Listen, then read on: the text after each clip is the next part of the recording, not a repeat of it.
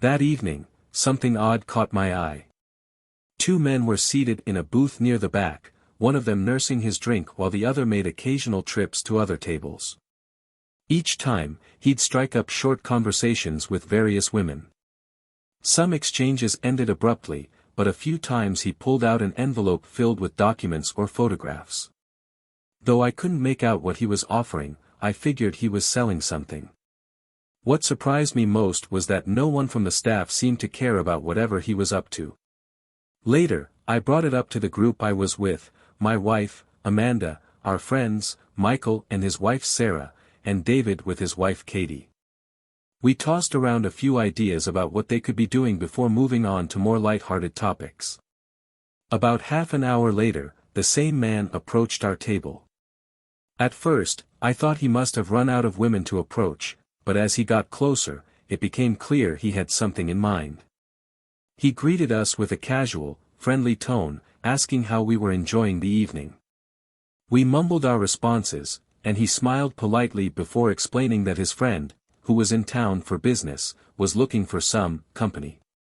Without hesitation, he boldly asked if any of the women would be interested. I was dumbstruck by the nerve of this guy. Here we were, all clearly paired off with our spouses, and he had the audacity to suggest something like that. Before I could say anything, Sarah piped up, questioning what exactly he was proposing. The man, without missing a beat, calmly responded that his friend was well-equipped and suggested that someone in our group might want to take him up on his offer. The women started laughing, though I couldn't tell if it was out of shock or amusement. The man didn't seem fazed at all, probably used to being rejected. Katie, perhaps half-jokingly, asked how they could even know if the guy was telling the truth. Smiling, the man pulled out the same envelope I had seen earlier and produced a series of photos that apparently proved his claim. The men at our table, myself included, sat back, content to let the women handle the situation. I expected this to end with the guy being sent on his way, but instead, the women exaggerated their reactions, clearly enjoying the ridiculousness of it all. Michael, David, and I exchanged amused glances. Then came the pitch. All right, ladies, what do you say? Any of you interested? I promise you won't regret it. Sarah and Katie shook their heads, still giggling, as they handed the photos back. The man appeared ready to leave when he paused and looked directly at Amanda. Something in her expression must have caught his attention because he asked her again, "What about you? I didn't see you say no." I sat there confidently, assuming Amanda would shut him down. But to my shock, she didn't. Instead, she locked eyes with the man and, without a hint of hesitation, said, "I'm going." I couldn't believe what I was hearing. Before I could process it, the man was already leading Amanda out of the booth. I tried to say something, to stop her, but my mind was spinning. Our friend sat frozen, just as stunned as I was. Somehow, I managed to stand up and grab Amanda's arm before they reached the door. "What are you doing?" I asked, my voice shaky with disbelief. Before I could get an answer, I felt a heavy hand on my shoulder.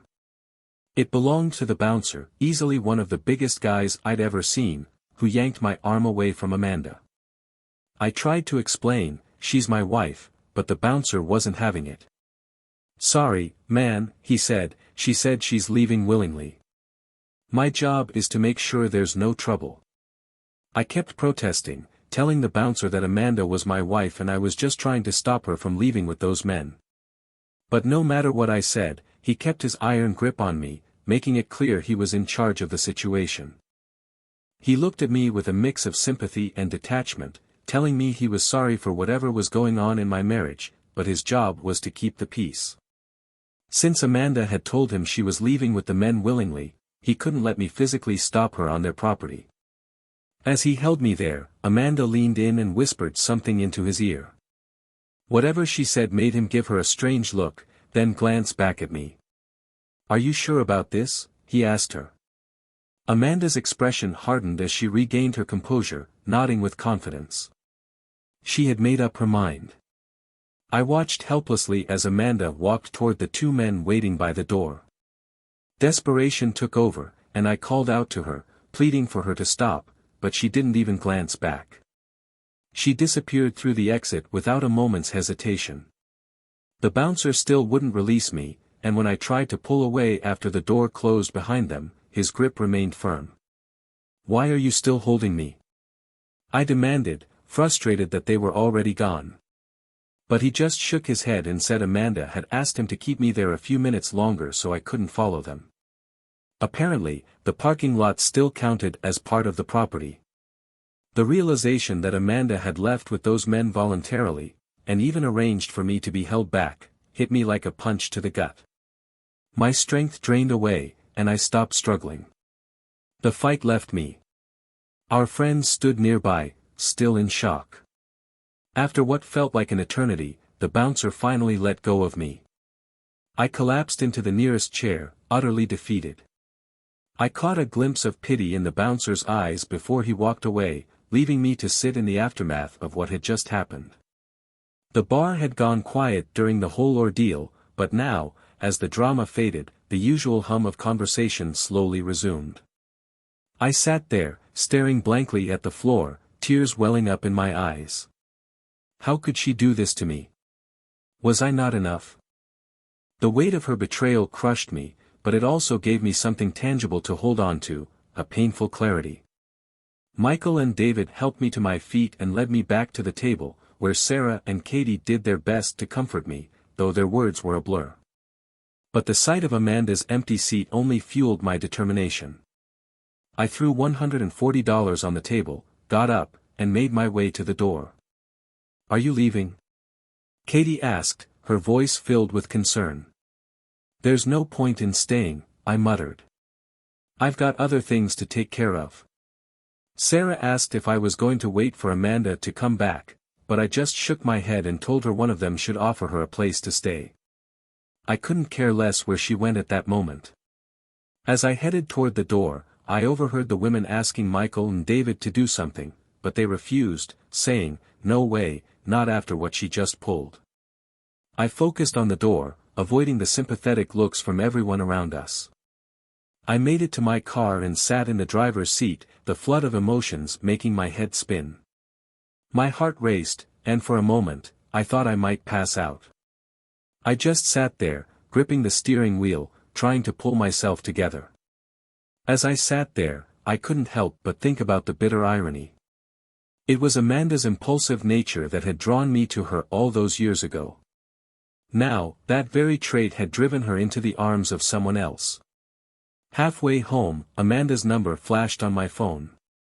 I thought maybe she had changed her mind, realized what she had done, and was calling for help.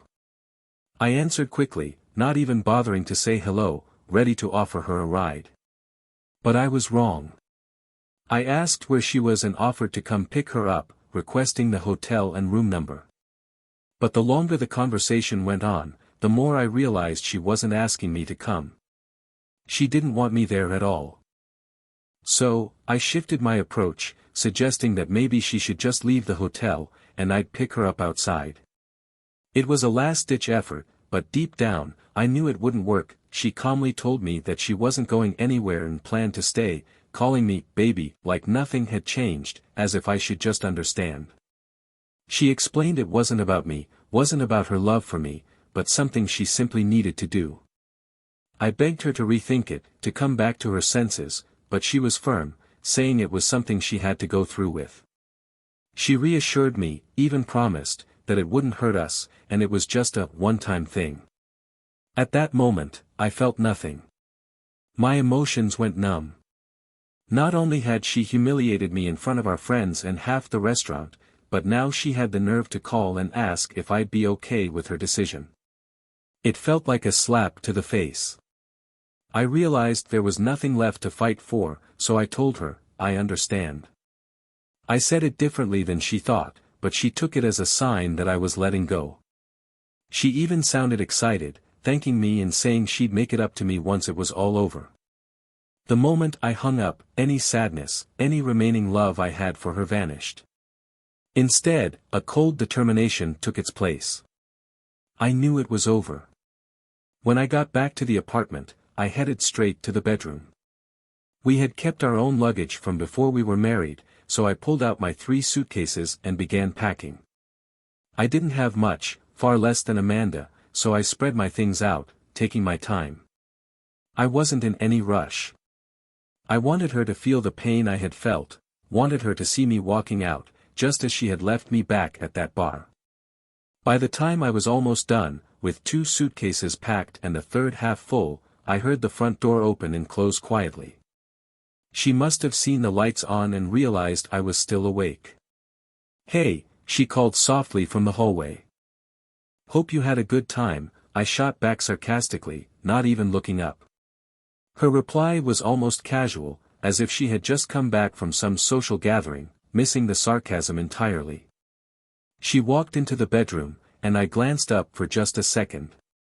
Her hair was a mess, her makeup smeared, and her clothes wrinkled. She looked pleased with herself, but when she saw me packing, her smile faded. "What are you doing?" she asked, voice shaky. "I'm leaving. Filing for divorce," I said flatly, continuing to pack. She stepped closer, trying to stop me, but I brushed her hand off my suitcase with a surge of anger that caught me by surprise. It reminded me of how the bouncer had yanked me back earlier that night. "Don't touch me," I said through clenched teeth. "I get it, you were going to have your fun with them no matter what I thought." I turned to her, my voice dripping with sarcasm. "So, how was it?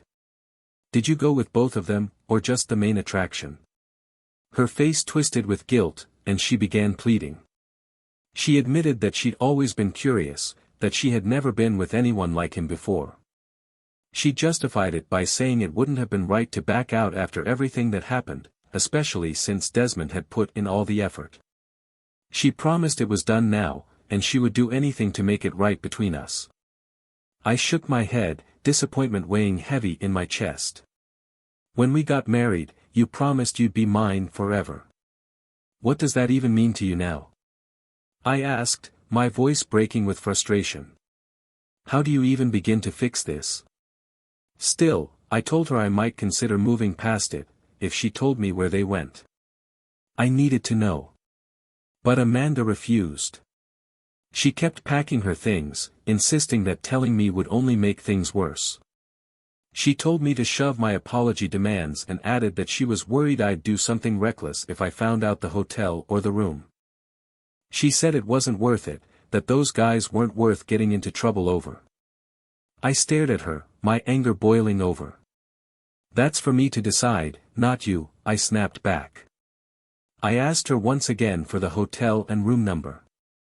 Amanda apologized, saying she had promised to protect me when we got married, and she wouldn't let me get hurt unless I chose to. My words seemed to hit a nerve, and after a moment, she reluctantly agreed to give me the information. She kept trying to convince me to stay with her while I finished packing, but at least now she wasn't physically stopping me anymore. Even as she tried to downplay the whole situation, saying it was just sex and meant nothing to her emotionally, I could tell she was scrambling to make things right. She kept insisting she only loved me, but I had made up my mind. Her words were hollow now, they didn't carry any weight with me anymore. I had reached my breaking point. I told her straight, I wasn't interested in this version of her love. What we had, our physical connection, had meant something to me. It had been special because it was ours alone. I was the only one who had ever known her that way, and now she had just given it away like it was nothing. And the way she did it, right in front of our friends, with no regard for how humiliating it was for me, was what hurt the most. I told her how everyone at that restaurant had watched her walk out with those men, their eyes full of pity and shame as they looked at me. She cried, openly pleading with me not to leave her, saying she still loved me. But I couldn't accept that. If this was her way of showing love, then I wanted no part of it. Even if she had told me everything that night, it wouldn't have changed my decision. I told her that while I might be able to forgive her someday, I would never forget what she did or how it made me feel. That was a wound too deep to heal. I made 2 trips to load my things into my car. By the time I came back for the second load, Amanda was still on the floor. She looked up at me, her eyes red and swollen from crying, mumbling, "Please, please don't leave, baby." No matter what had happened between us, or what she had done, I felt like a fool. Walking out like this didn't make me second-guess my choice, but it didn't make me feel any better either. I guess, despite everything, part of me still cared about her. As I drove to the hotel, I couldn't shake the feeling that I was making a terrible mess of my life, but I knew I had no other choice. When I woke up in the hotel the next morning, disoriented and drained, I realized I had crashed hard. I hadn't even noticed how exhausted I was until the adrenaline wore off. It was nearly noon by the time I pulled myself out of bed. Luckily, I'd paid for 2 days in advance, but my bank account couldn't handle staying at hotels much longer. I needed to figure something out, and fast. Amanda and I had 3 months left on the lease for our apartment. There wasn't enough money for both a new place and the one we had now, so I was faced with a tough choice: either break the lease and take the financial hit, or come up with another plan. Our assets were minimal at best. We each had a car with its own payments, so that probably wouldn't be much of an issue. The furniture was ours, but honestly, I didn't care much for it. What I did care about was involving our friends in this mess. Michael and David had been my closest friends for years, long before any of us got married. Michael and Sarah had been married for 5 years, and David and Katie were going on 4. Amanda and I had been the last ones to join the marriage club, and now, it seemed, we'd be the first to leave it. When I finally turned my phone back on, I was met with a flood of messages. Amanda had been trying to reach me, and our friends had also chimed in, urging me not to make any hasty decisions. One message from Michael stood out: he offered to help however he could. I decided to call and ended up talking to Sarah instead. I asked if I could crash at their place for a bit, just until I figured things out. Sarah agreed, but with a catch: she wouldn't stop Amanda from trying to talk to me if she showed up. She also mentioned how Amanda had been asking everyone if they'd heard from me, clearly regretting what had happened. Sarah insisted that I try to be civil, admitting that Amanda had made a huge mistake but reminding me it wasn't the end of the world. I agreed to Sarah's terms and spent the next morning moving my stuff from the hotel to their guest room. My boss let me take the morning off, though I'd have to make up for it by working late one evening. It seemed like a fair trade. That night, I stayed late at work, hoping to distract myself from everything that had gone down over the weekend. By the time I made it to Michael and Sarah's house, it was around 10 o'clock, and all I wanted was some rest. But when I walked through the door, there was Amanda, waiting for me. I was immediately on edge. "What are you doing here?" I asked, my voice cold. "I told you I didn't want to see you." She apologized, saying she was hurting without me and that she just wanted to talk. She begged me to give her a chance to make things right, to not throw everything away over what she called one mistake. But I wasn't having it. I told her I wasn't interested in fixing things. She kept pleading, saying she loved me and wanted another shot at making things work. But I reminded her that she had the chance to protect me, to save my dignity, and instead, she had refused. She hadn't told me where those guys had taken her, and that was her choice. I told her I needed time to think, time to process everything. She tried again, asking me not to give up on us, admitting she had messed up. But I emphasized just how serious her actions were and told her to leave so I could get my head straight. Amanda left with her head hung low, after a brief conversation with Sarah in the kitchen. I stayed in the living room, staring blankly at the floor as they talked quietly. When she finally left, she paused at the door, whispering, "I love you," before walking out. I sat there, feeling my resolve crumble. Sarah came and sat next to me on the couch, while Michael stood nearby, watching.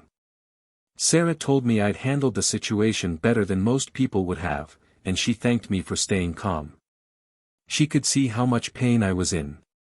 I shook my head, feeling a mix of anger and disbelief. "I didn't deserve this," I said, frustration seeping into my voice. Sarah nodded. "You're right. You don't deserve this. No one does. But Amanda is suffering too. She never expected you to leave her over this. I couldn't help but wonder if Amanda had planned it all, knowing she'd probably get away with it. Did she think she could just do this and everything would go back to normal? I asked. Sarah looked at me, her eyes soft but serious. She didn't plan it. Not like that. She only thought about it afterward, realizing the mess she'd made. I sighed and asked what Amanda had told her. Sarah hesitated before explaining that Amanda had been tempted by the idea of being with someone rich, someone who could offer a different kind of thrill.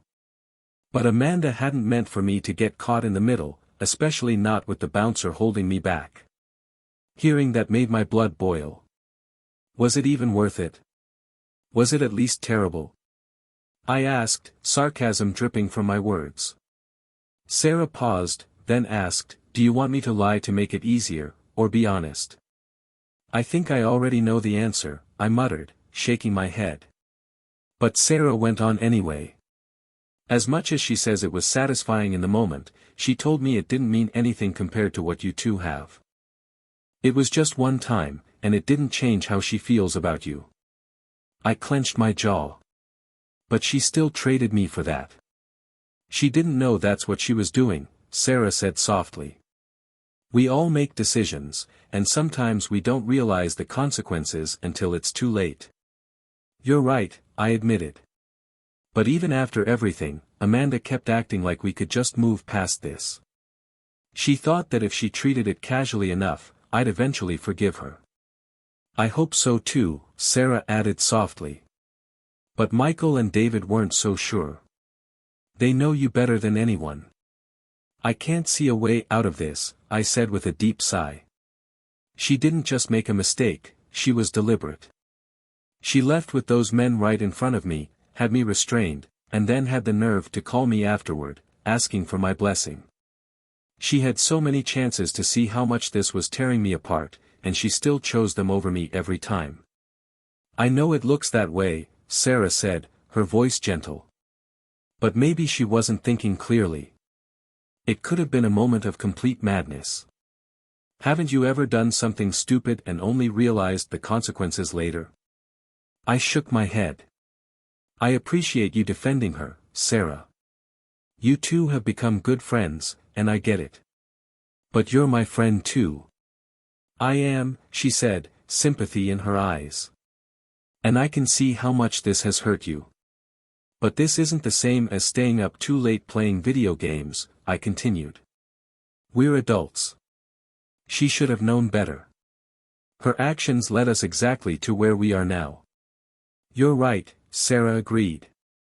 "But I still believe you two were great together. If you could forgive her, I think you could be happy." "Maybe," I said, though I didn't really believe it. But I'd always be looking over my shoulder, wondering if it might happen again. I'd never feel comfortable going out to a bar or a party, always afraid she couldn't control herself. Should I really have to live like that?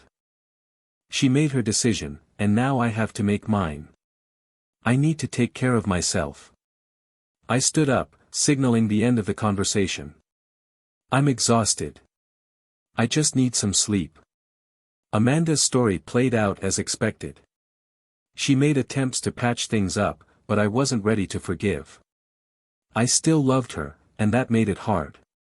When you divorce someone, it's not just them you lose, it's everything you've built together. We had dreams of a future, of kids and a family. Those dreams were gone now, and sometimes, that made me want to fight for what we had even more. We had been in sync, Amanda and I, when it came to our dreams. It was like we were two halves of the same whole. But no matter how much we had in common, I couldn't overlook what she had done. It took 3 months for the divorce to be finalized. Amanda asked for one last talk after the court hearing, and I agreed to listen. We met in a small, private room. She apologized, over and over again, telling me how much she regretted what she'd done. She insisted that her actions didn't reflect how she truly felt about me, that she would regret them for the rest of her life. I looked at her, calm but resolute. I regret ever meeting you, I said. I regret proposing, and I regret marrying you. That hit her hard, but I wasn't done. I'm moving on, Amanda. There's no fixing this. She accepted it, though not without one last jab, telling me she wished I'd use my brain more and stop acting on impulse. It hurt, but I didn't say anything. I just walked out. That was the last time we ever spoke. In a strange way, it felt like a weight had been lifted off my shoulders. It took me a few more months before I felt like going out again. I didn't go out looking for anyone, I just couldn't stand being cooped up in my apartment anymore, replaying the same painful memories over and over. So I started joining Michael, David, Sarah, and Katie when they went out. They'd introduce me to people, dropping not-so-subtle hints that maybe it was time for me to start dating again. But I wasn't ready for anything serious. I just needed to be around people and have a little fun, no strings attached. Most of the people I met were nice, but there was no spark. I found myself drifting through conversations, politely nodding and laughing when appropriate, but never feeling that click. And as the nights passed, so did those fleeting connections. Over time, I developed a habit of going out alone, finding a strange sense of peace in being by myself. The atmosphere at the club was always lively, but it was refreshing knowing I didn't have to care about anyone else's expectations. One evening, I bumped into Maggie, the bartender at the club where everything in my life had shifted. We had gone to high school together, though we never really talked back then. She had been working at the bar for quite some time but wasn't there the night Amanda had walked out with those men. Do you remember that night? Maggie asked me as I sat down and ordered a drink. I gave a slight nod. Hard to forget. That opened the door to a new connection. Maggie and I started talking more regularly, and while it seemed she might want something more than just conversation, I wasn't ready to move past casual chatter. Then, about 10 months after Amanda left me, I saw them again, Nathan and Ryan. They were back at the same club, scanning the crowd like predators, probably looking for their next target. Maggie noticed me watching them. You're staring at Nathan and Ryan, she said, her voice laced with curiosity. That piqued my interest. You know them? Of course, she shrugged. They're regulars. Work down at a warehouse off Main Street. They come in all the time, looking to pick up women. My stomach turned. So they live around here? Yeah, been in town for years, she answered casually. You wouldn't believe how successful they are. Doesn't matter if the women are married or single. They get what they want. I clenched my jaw, feeling my anger build. That sounds risky, I muttered. Maggie shrugged again, as if the whole thing was just another day in the life. Most of the husbands don't even know. The wives keep it quiet, and the guys aren't violent or anything. It's like a win-win for everyone. I stared at her, stunned by her nonchalance. No harm done. I repeated, disbelief coating my words. She grinned like it was a joke. Wives get to have their fun, and sometimes they go home feeling guilty and treat their husbands better. Everybody gets something out of it, you know. At that moment, I realized I couldn't see Maggie in the same way anymore. If she was this comfortable with the idea, she wouldn't hesitate to engage in it herself. It was disappointing, because I thought for a second that maybe I could move forward with someone. But not her. She wasn't the one. Maggie kept talking, unaware of my inner conflict. There was this one time Nathan and Ryan almost started a fight with a guy because they tried to pick up his wife while he was at the same club. The wife asked the bouncer to hold her husband back so she could leave with them. It was wild. I turned slowly to look at her, my heart pounding in my chest. You mean? Maggie's expression changed as she pieced it together. Her eyes widened. Oh my God, she whispered. That was your wife. I didn't know. I'm so sorry. Her words felt empty, like a distant echo. I stood up from the bar, needing air, needing space.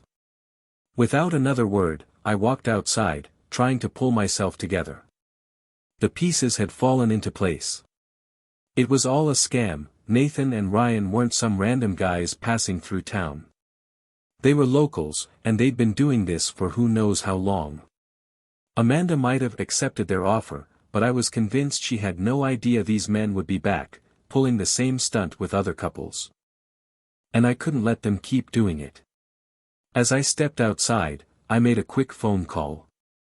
Revenge hadn't been on my mind before, but now that I knew the truth, I couldn't let it slide. Nathan and Ryan were not going to get away with it this time. I had singled out their car in the parking lot earlier. It wasn't hard to figure out. The Cadillac with lowered suspension and flashy chrome rims stood out. While they were still working the room, I had time. I wasn't sure what my next move would be, but I knew I couldn't let them keep going without consequences. After about an hour, they finally left the club, a woman on each arm. I was right about the car. I was waiting by the driver's side when they approached. Marcus, the apparent leader, was the first to speak.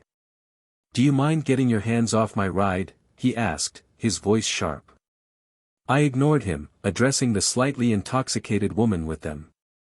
"Sweetheart," I said firmly, "you should find somewhere else to be. Like at home, with your husband, the one you promised to forsake all others for." She seemed confused at first, but after a moment, she glanced at the men and then back at me. Without a word, she turned and disappeared back into the club, leaving Marcus and Ryan alone with me. They were furious. "Who the hell do you think you are, man?" Ryan asked, stepping toward me. I stayed calm. "I'm the guy who's tired of watching you two wreck people's lives." Marcus squinted at me, recognition dawning on his face. "Hey, I know you. You're the husband from last year. Your wife, she left with us." I clenched my fists but held my ground. "That's right. But I'm not here for her. I'm here for you too." Before they could react, my friends, Tom, Rick, and Jed, emerged from the shadows. Within moments, Marcus and Ryan were on their knees, their arms pinned behind their backs. "What's going on?" Marcus stammered, panic setting in. "You're going to learn a lesson tonight," I said coldly, stepping closer to them. "One you'll never forget." We drove them out to a secluded area, miles from town. By the time we arrived, they were begging, pleading for mercy. But mercy wasn't on the agenda. We didn't kill them. We didn't even maim them. But we made sure they'd remember that night every time they looked in the mirror. It wasn't long after that night that Marcus and Ryan vanished from town. I never saw them again. I heard rumors that they had moved to another city, but I didn't care. They were someone else's problem now. As for Emily, formerly Christ, I heard through mutual friends that she had started seeing someone new. I didn't care much about that either. My life was moving forward, slowly but surely. The pain of what she had done was still there, but it no longer controlled me. I had taken back my life. Months passed, and the memory of what happened with Emily began to fade into the background. Life had a way of continuing whether you wanted it to or not. I kept myself busy with work, hanging out with friends, and slowly building a new routine. It was far from perfect, and I still had moments where the pain would surface unexpectedly, like when I'd see a couple holding hands or hear a song we used to dance to. But overall, I was healing. One night, I was out at a different bar, one I hadn't been to before, just wanting to escape the usual places and faces. The music was low, the crowd was thin, and I liked the anonymity of it. As I sat there nursing a drink, I noticed a woman across the bar. She was sitting alone, just like I was, her face partially obscured by her long dark hair. Something about her caught my attention. Maybe it was her air of quiet confidence or the way she seemed completely at ease in her solitude. I wasn't in the mood to start something new, but curiosity got the best of me. I signaled the bartender, "Send a drink to the lady over there," I said, nodding in her direction. He glanced at her, then back at me, and gave a slight nod. The drink arrived, and she looked up, scanning the room until her eyes landed on me. I gave her a small smile, nothing more, and waited to see what she would do. After a moment, she picked up the drink, took a sip, and raised her glass in a silent toast. Then she did something I didn't expect. She got up and walked over to me. "Thanks for the drink," she said, her voice low but friendly. "You're welcome," I replied, motioning to the empty seat beside me. "Mind if I join you?" She slid into the seat, and for the next hour or so, we talked. Her name was Julia, and she was new to town. She was sharp, funny, and there was a lightness about her that made the conversation flow easily. We talked about everything except our past relationships. Neither of us seemed eager to go down that road. It felt good, though, to connect with someone without the baggage that had been weighing me down for so long. As the night wore on, I realized that for the first time in what felt like forever, I wasn't thinking about Emily. I wasn't replaying the betrayal or second-guessing myself. I was just, there, in the moment, with Julia. And it felt good. "What do you do?" I asked, trying to keep the conversation light. "I'm a graphic designer," she said. "I freelance, so it's been interesting getting clients in a new city." "What about you?" "I work in construction," I said. "Mostly project management now, but I still get my hands dirty sometimes." She smiled. "That's cool. I bet it's satisfying seeing something tangible come out of your work." "It is," I said, nodding. "There's something grounding about it." We sat there, talking for what felt like hours. Eventually, the bar started to empty out, and I knew the night was coming to an end. Julia stood up, grabbing her coat. "Well, it's getting late," she said. "Thanks for the drink and the company." "Anytime," I said, standing up as well. "Maybe we could do it again sometime." She hesitated for a moment, her eyes flickering with something unreadable. "Yeah, maybe." With that, she gave me a small smile and walked out of the bar, leaving me with a strange sense of possibility. I didn't know if I'd see her again, but I wasn't going to overthink it. For the first time in a long time, I felt like I didn't need to rush anything. The following weeks were a blur of work and routine, but something had shifted. I felt lighter. I even started going out with friends more, and while I hadn't seen Julia since that night, I found myself thinking about her from time to time. It was nice to think about something, or someone, other than my past. Then, out of the blue, I got a call from Chris. "Hey man, got a minute?" he asked. "Yeah, what's up?" "I ran into Emily the other day," he said, his voice cautious, like he wasn't sure how I'd react. "She asked about you." I felt a familiar tightness in my chest, but I pushed it down. "What did she say?" "She said she's been thinking about you. That she wants to talk." I sighed, leaning back against the couch. "I'm not sure what there is to say, Chris. We signed the papers. It's done." "I know," he said. But she sounded different. Not like before. "I think she regrets it. A lot." "It's too late for that," I replied, trying to keep my voice steady. "She made her choice." Chris didn't push the issue, and we changed the subject. But after I hung up, I couldn't help but think about Emily's message. Part of me wondered what she wanted to say, what she could possibly hope to accomplish by talking now. But the stronger part of me knew that nothing she said would change the fact that it was over. I had moved on, or at least I was trying to. A few days later, while I was working late at the office, my phone buzzed. It was a text from an unknown number. "Hey, it's Julia. You free for a drink this weekend?" I stared at the message for a moment, a slow smile creeping across my face. Maybe things were finally starting to fall into place. I texted her back, "Yeah, I'd like that." That weekend, I met Julia for drinks again, and this time it felt even easier. There was a comfort in being around her, a feeling that I hadn't realized I missed. As the evening stretched on, I realized that whatever this was between us, it felt right. And for the first time in a long while, I felt like I was exactly where I was supposed to be.